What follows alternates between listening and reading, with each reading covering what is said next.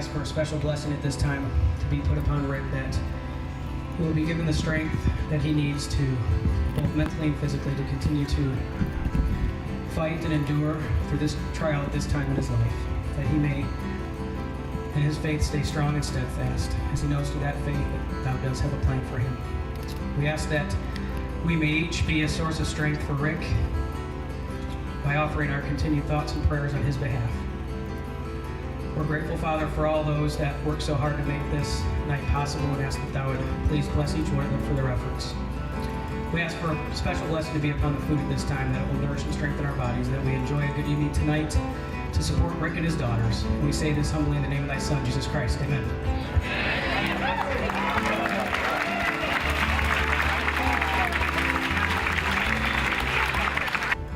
Now this spring, Rick was not feeling like himself. He thought maybe he just had a cold he couldn't shake. He felt progressively worse, until one day on the way back from the airport, he actually almost passed out. It was then that he actually went to see a doctor, and after just a week of testing on Memorial Day of this summer, it was confirmed that Rick had stage 4 inoperable pancreatic cancer. Pancreatic cancer is so lethal because most people don't develop symptoms until it's in its most advanced stages. 25% of people will die within the first year of the diagnosis, and 95% of people will die within 5 years. I am sharing these terrifying numbers with all of you for one reason.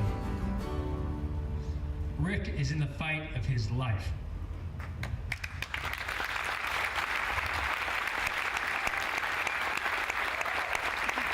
I still have no idea why bad things happen to good people. But I know if there is anybody that's going to beat this thing, it's going to be Rick.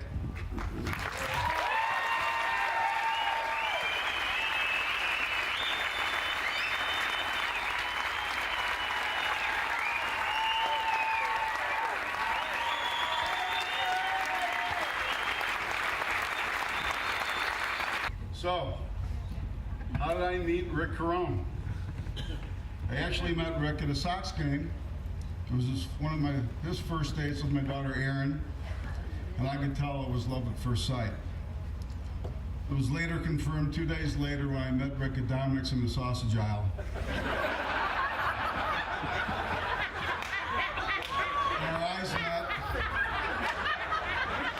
and it was confirmed it was a man crush. I could tell by the quiver in Rick's lip that the feeling was mutual. I didn't really know what to think. I mean, after all, it was only 48 hours ago we had just met. But I needed to know more, so I went on that new site called My Face. And I saw that Rick had similar relationships with at least 12 other or more alpha males like myself. There was hunters and fishermen, and there was pro athletes. It was like a cornucopia of outdoorsmen. You know, Rick's a big fisherman. So he's out in Cary, and they all go to this Lake Julian fishing place, which you're supposed to pay for the fish that you catch, which didn't happen, but I heard they had a pretty good catch. But as they're walking home, and I'm not sure if it happened on the way home, or if it happened when they actually got home, but, you know, they're showing all the cars going by, you know, here's all my fish, you know, look what I caught. And then I guess by the time they get home, they have the cops there, and they all got arrested. Good fishing story, just gotta make sure you pay for them. So we grew up in Chicago. I don't know if any of you knew that. Our wonderful parents, Frank and Roberta, moved us out in 1977 to the wonderful farm country of Cary, Illinois. My brother and I were rock throwers living in the alleys of Chicago in the Jefferson Park neighborhood. The families that we moved into within Cary, like Gene and Bonnie Berry of Grant and Eve's family, didn't like us too much because we were throwing rocks all the time. With that said, we moved on from rocks, and we really started grasping and loving Cary and the country atmosphere, living on an acre and a half down on Meadow Lane, where my wonderful brother Tim and my sister-in-law Kim still live today. So made some notes, and actually I took a lead from a tough ex-Marine that I know who was the best man at his brother's wedding, and he stood up with notes and he said, I've written these notes so I don't become emotional. I hope like hell it works. We met Rick through baseball.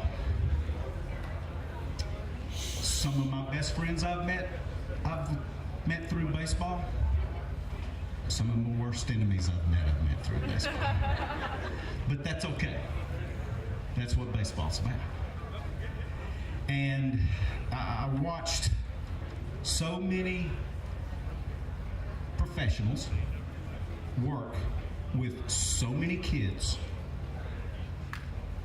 and none of them ever even remotely connected, as you all know, as well as Rick did with the kids.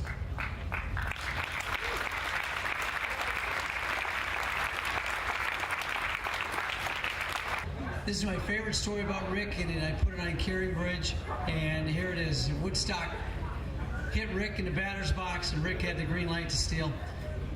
One pitch, he steals second base. Next pitch, he steals third base. He waits one pitch and steals home, and it's like, that's the way Rick lives. It's like, don't piss me off, Cancer, because we're going after you, you know? So,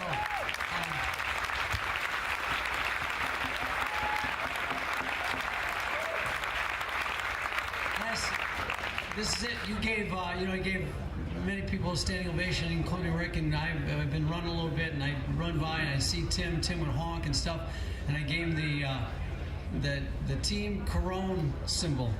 So I'd like everyone to give, this is it, give Rick the Team Carone symbol. We get on to Maurice again in the live auction. There you go, man. Love you.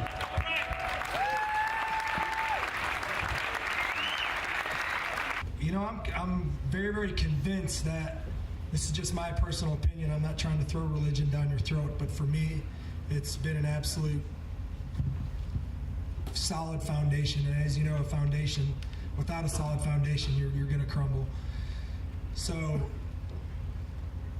mapping and just what I believe in, my map was set from day one, and it's all right here. I mean, everything that's happened, from all the stories that you heard, and me and my family moving to Cary, God had a plan for us as a community to really make an impact. And like Sud said, and like the other speakers, this isn't just about me. This is about something bigger.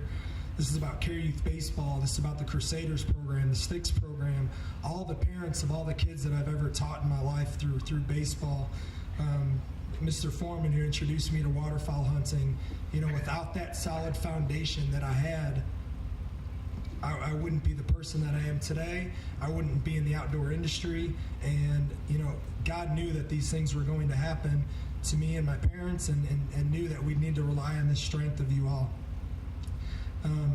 When I was diagnosed over Memorial Day, I pretty much came to the fact of that I wasn't going to be able to do this alone, and I wondered what I was going to do. Well, I wasn't given a choice. My brother Tim and Kim said, "You're coming home," and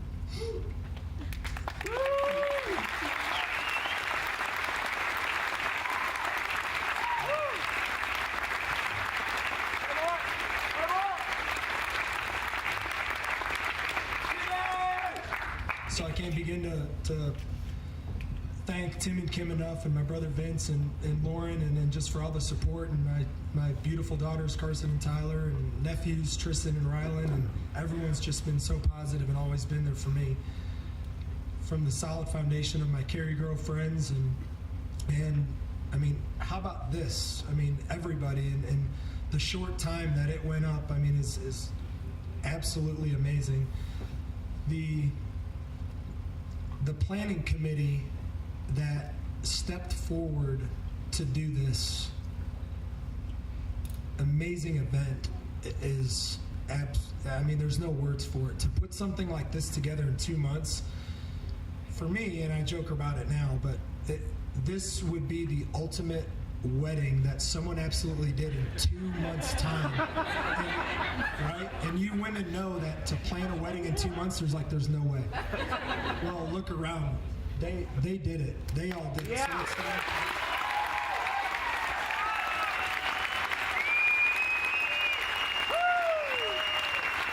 Thank you for being here, for supporting my daughters and I, supporting my family, supporting the scholarship fund. There will be 2 items in the auction that will go straight to that scholarship fund, and the auctioneer will announce those when they happen. And knowing that what we're trying to do, what I am trying to do for y'all, is give back to the community that gave so much to me. Thank you.